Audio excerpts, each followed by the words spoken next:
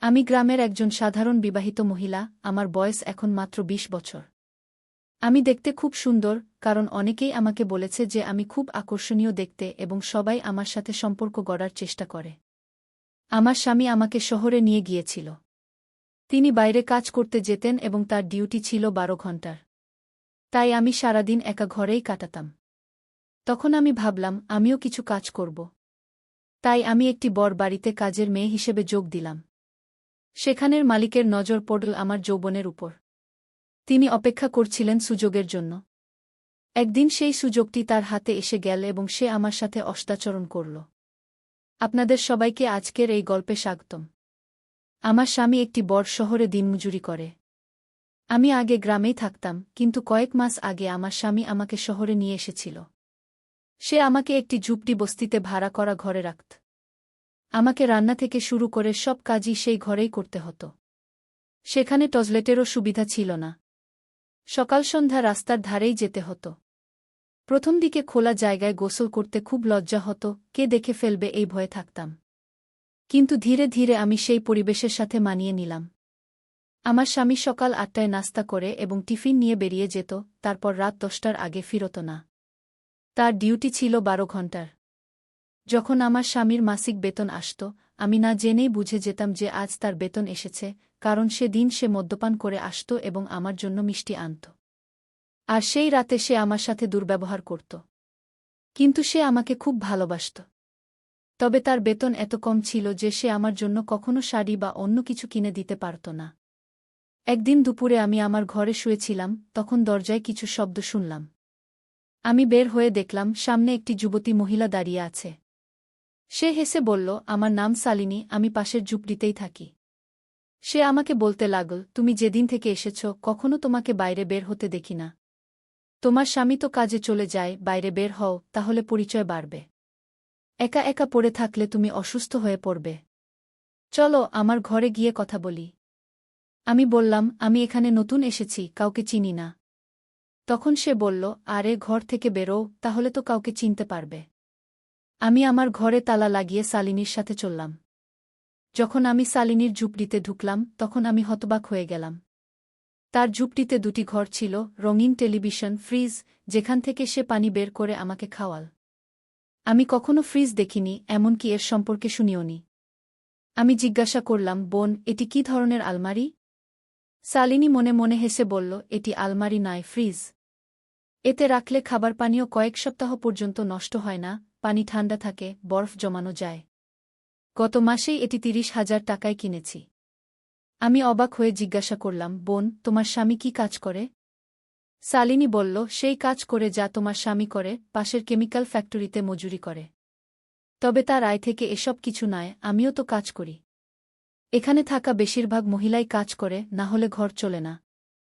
বোন, আমি বলছি তুমিও কোথাও কাজ ধরো। কাজ করলে মনও ভালো থাকবে, হাতে দুপয়সাও আসবে। কিন্তু আমি মনে মনে ভাবতে লাগলাম, আমার কি কাজ মিলবে? আমি তো অশিক্ষিত। আমি বললাম, আমি তো কোনো শিক্ষিত নই, কেমন করে সই করতে পারি? শালিনী বলল, এখানে অশিক্ষিতদের জন্য কাজের অভাব নেই। তুমি বাসন মাজতে পারো, কাপড় ধুতে পারো, চা নাস্তা বানাতে পারো। এমন কাজ বড় বাড়িতে প্রচুর মেলে, আর টাকাও ভালো মেলে। চা নাস্তা তো প্রতিদিনই মেলে, উৎসবে নতুন কাপড় আর দীপাবলিতে গিফটও মেলে। আজ আমি আমার আয় দিয়ে দুটি বাচ্চাকে প্রাইভেট স্কুলে পড়াচ্ছি। তাদের আয় তো ঝুপড়ির ভাড়া, রেশন আর মদেই খরচ হয়ে যায়। আমি তাড়াতাড়ি জিজ্ঞাসা করলাম, আমার কি কাজ মিলবে? শালিনী বলল, করতে চাইলে কাল থেকেই কাজ মিলবে। যেখানে আমি কাজ করি তার পাশের বাড়ির মালকিন কাজের মেয়ের খোঁজ করছিল। তারা একটি বড় স্কুলে পড়ান, তার স্বামী উকিল, দুটি বাচ্চা আছে যারা মায়ের সাথে স্কুলে যায়। আমি আজ সন্ধ্যায় জিজ্ঞাসা করে নেব এবং টাকার কথাও বলে নেব। মালিক-মালকিন যদি তোমার কাজে খুশি হয়, তাহলে বেতনের বাইরেও অতিরিক্ত আয় হয়। এই সময়ে শালিনী প্লেটে বিস্কুট আর নমকিন সাজিয়ে আমার সামনে রাখল, গ্যাসে চা চড়িয়ে রেখেছিল। চা পান করার পর শালিনী আমাকে বলল যে আমি চাইলে এখনই তার সাথে যেতে পারি। ম্যাডাম দুটো বাড়ি আসেন, আজই কথা পাকাপাকি করে নিই এবং কাল থেকে কাজে লাগি। শালিনী আরও জানাল যে প্রতিটি কাজের জন্য আলাদা পেমেন্ট দেওয়া হয়। যদি পরিষ্কার করার কাজ করতে হয় তবে তার জন্য, কাপড় ধোয়ার জন্য আলাদা ৩০০ আর সব কাজ করাতে হলে কমপক্ষে ৯,০০০। শালিনী কাপড় বদলাতে লাগল। সে আমাকে বলল, চল তুমিও কাপড় বদলে নাও। টাকার কথা আমি করব। চা নাস্তা তো বানাতে জানোই? আমি বললাম, হ্যাঁ দিদি, আমি সব জানি। মিঠাইও বানাতে পারি। আমি তখন খুব খুশি হয়ে গিয়েছিলাম এবং মনে মনে ভাবতে লাগলাম যে যদি আমি মাসে শূন্য কামাই করতে পারি তাহলে আমার সব সমস্যা দূর হয়ে যাবে। আমি দ্রুত আমার ঝুপড়িতে গিয়ে নতুন শাড়ি পরলাম এবং নতুন ব্লাউজও। পায়ে ছিল সেই প্লাস্টিকের লাল চপ্পল। চোখে কাজল দিয়ে শালিনীর সাথে রওনা দিলাম। আমি ছিলাম শ্যামলা, কিন্তু আমার শরীর বেশ গড়ন ছিল। পাতলা কোমর এবং তীক্ষ্ণ চোখ। গ্রামে কত পুরুষই না আমার পিছনে ছিল, কিন্তু আমি কাউকে হাত দিতে দিইনি। এই ব্যাপারে আমি ছিলাম খুব সতর্ক। রাস্তায় শালিনী বলল, বোন, যদি তোমার কাজ হয়ে যায় তাহলে আমি মাসের প্রথম বেতনের অর্ধেক নেব। এখানে এই রেওয়াজ আছে। আমি বললাম, ঠিক আছে, আমাকে কোনো সমস্যা নেই অর্ধেক দিতে। এরপর আমি শালিনীর সাথে চলতে লাগলাম। শালিনী একটি কোঠির সামনে দাঁড়াল এবং ঘণ্টি বাজাল। মালকিন দরজা খুললেন। শালিনী তাকে নমস্তে করল, আমিও হাত জোট করে নমস্তে করলাম। শালিনী 2 বছর আগে তাদের বাড়িতে কাজ করেছিল। গেট খুলে ভেতরে যেতেই শালিনী বলল, ম্যাডাম, আমি আপনার জন্য একজন বাই নিয়ে এসেছি। মালকিন বললেন, আচ্ছা, বাই তো বেশ সুন্দর।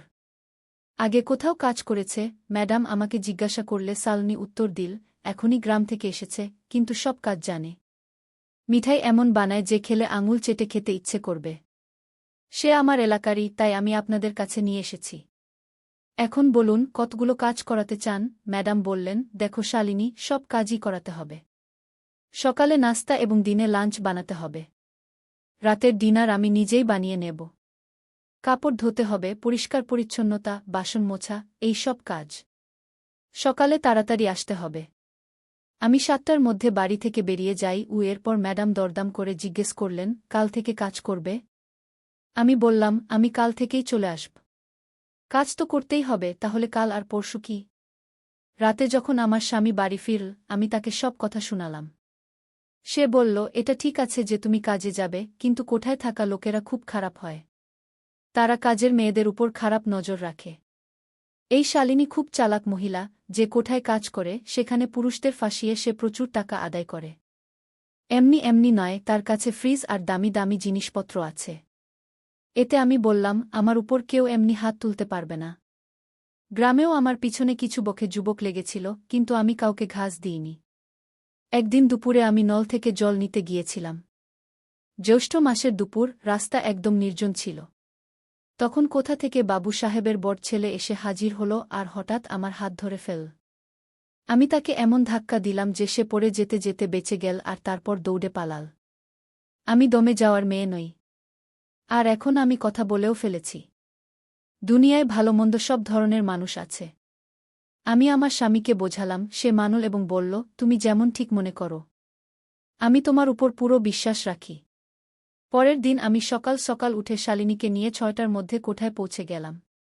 মালকিন আমাকে সব কাজ বুঝিয়ে দিল। আমি দ্রুত মোছা লাগালাম, গ্যাস জ্বালিয়ে চা বানালাম। মালকিন বলল, তুমিও সময়মতো নাশতা করে নিও। চাইলে বাথরুমে গোসলও করতে পারো। সাহেব বেরিয়ে গেলে কিছু কাপড় আছে, সেগুলো ধুয়ে ফেলো। এত বলেই সে চলে গেল। কিছুক্ষণ পর আমি সাহেবের জন্য চা বানিয়ে তার ঘরে গেলাম আর বিছানার পাশে রাখা ছোট টেবিলে ট্রে রাখলাম। সাহেব আমাকে গভীরভাবে দেখে বলল, দেখো, বাইরে পত্রিকা পড়ে থাকবে, একটু নিয়ে আসো। আমি বাইরে থেকে পত্রিকা নিয়ে এসে সাহেবের দিকে বাড়িয়ে দিলাম। এই সময় সাহেব 5 টাকার একটি নোট আমার দিকে বাড়াল। আমি বললাম, এটা কিসের জন্য? সে বলল, এটা রাখো। শালিনী নিশ্চয়ই তোমার থেকে 1000 নিয়েছে। সে আগে এখানে কাজ করেছে। তুমি এই 5 নিয়ে নাও, কিন্তু ম্যাডামকে বলো না। বেতন পেলে আমি আলাদা করে 5 টাকা আবার দেব। এটা ক্ষতিপূরণ মনে করো। কিন্তু আমি আমার হাত বাড়াইনি। এতে সাহেব আমাকে 5 টাকার 2টি নোট দিতে লাগল। তারপর সাহেবের বারবার বলায় টাকা নিলাম আর কাপড় ধোয়ায় লেগে গেলাম। কাপড় ধুয়ে ছাদে শুকাতে দিতে দিতে সাহেব গোসল সেরে প্রস্তুত হয়ে গেল। আমি তার নাশতার জন্য অমলেট আর ব্রেড প্রস্তুত করলাম, তারপর চা বানালাম। নাশতা করার পর সাহেব বলল, তুমি তো ভালো নাশতা বানিয়েছ, কিন্তু নাশতার চেয়ে তুমি বেশি ভালো লাগছ। চা দেবার সময় আমি ইচ্ছে করে ব্লাউজের বোতাম আলগা করে দিলাম আর ওড়নার কিনারা সরিয়ে দিলাম। সাহেবও খুব তীর্যক দৃষ্টিতে তীর ছুটছিলেন। তারপর সে বলল, এখন আমি যাই। কোনো জিনিসের দরকার হলে আমাকে বলো। কোচ করার দরকার নেই। সাহেব আমাকে টেলিভিশন খোলা আর বন্ধ করা শিখিয়ে দিল আর তার ব্যাগটা আমার হাতে দিল। ব্যাগ নিয়ে আমি তার পিছে পিছে গাড়ি পর্যন্ত গেলাম। সাহেব আমার হাত থেকে ব্যাগ নিল। কিভাবে যেন সাহেবের আঙুল আমার হাত ছুঁয়ে গেল। আমিও 2 সেকেন্ডের জন্য রোমাঞ্চিত হয়ে উঠলাম। সাহেব চলে যাওয়ার পর আমি গেট বন্ধ করলাম, তারপর কোঠার ভিতরে এসে দরজা বন্ধ করলাম। আমি গোসল করতে বাথরুমে গেলাম। এমন বাথরুম আমি আমার জীবনে প্রথম দেখলাম। নানা রকম সাবান, তেলের শিশি আর শ্যাম্পুর বোতল। আমার মনে হলো যেন আমি অন্য কোনো দুনিয়ায় চলে এসেছি। গ্রাম থেকে আসার পর প্রথমবার কাপড় খুলে জমিয়ে সাবান মেখে গোসল করলাম। তারপর বাথরুমে ঝোলানো তোয়ালে দিয়ে শরীর মুছে ম্যাডামের দেওয়া পুরনো স্যুট পরলাম আর আয়নায় নিজেকে দেখে মনে হলো এটা আমি নই, কোনো অন্য মহিলা। আমি আমার কাপড় ধুয়ে ছাদে শুকাতে দিলাম। তারপর বাকি পরোটা খেয়ে নিলাম। কিছু চা বেঁচে গিয়েছিল, সেটা গরম করে খেয়ে নিলাম, নইলে নষ্টই হয়ে যেত। ধীরে ধীরে সেই বাড়ির সব রীতিনীতি শিখে নিলাম। সব কাজ তাড়াতাড়ি সেরে ফেলতাম আর কাউকে অভিযোগের সুযোগ দিতাম না। ম্যাডাম আমার কাজে বেশ খুশি ছিল। 1 মাস কখন কেটে গেল টেরই পেলাম না।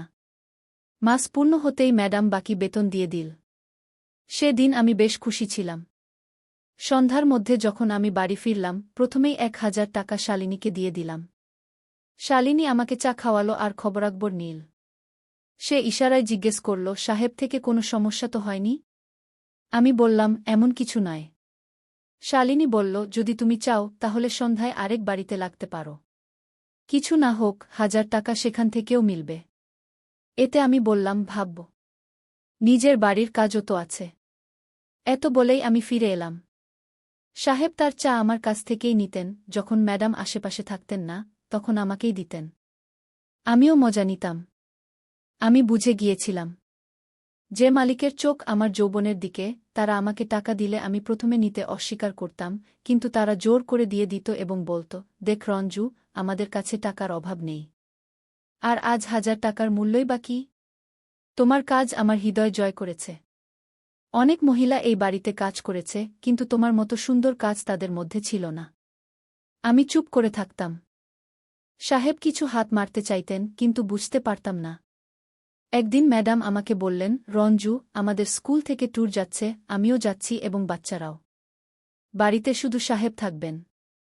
আমাদের ট্যুর থেকে ফিরতে 10 দিন লাগবে। আশা যাওয়ার সময় তুমি বুঝে নিও সাহেবের কোনো অসুবিধা না হয়।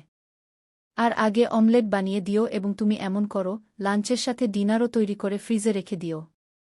সাহেব রাতে গরম করে খাবেন। আমি বললাম, ঠিক আছে, এবং আমার কাজে লেগে গেলাম। ম্যাডাম চলে যাওয়ার 10ম দিন ছিল। যখন ঠিক সময়ে চা এবং পানির গ্লাস নিয়ে সাহেবের ঘরে পৌঁছালাম, তখন তিনি বললেন, আজ কোর্টে যাওয়া হবে না, উকিলরা ধর্মঘট করেছে। ফ্রিজে একটি বোতল থাকবে, তা নিয়ে আসো, আমি একটু ব্র্যান্ডি নেব, আমার ঠান্ডা লেগেছে। আমি কিচেনে অমলেট বানাতে চলে গেলাম। অমলেট বানিয়ে প্লেটে রেখে সাহেবের ঘরে গেলাম, তখন তিনি সেখানে ছিলেন না। আমি ভাবলাম হয়তো বাথরুমে গেছেন। সাহেব তখনই সেখানে এসে বললেন, আরে ওহে রঞ্জু, ওহে, তুমি তো খুব দ্রুত কাজ করে দিয়েছ। তুমি খুব ভালো। এসো চা খাও, এবং বললেন, এটা নাও 5000, তোমার পছন্দের শাড়ি কিনে নাও।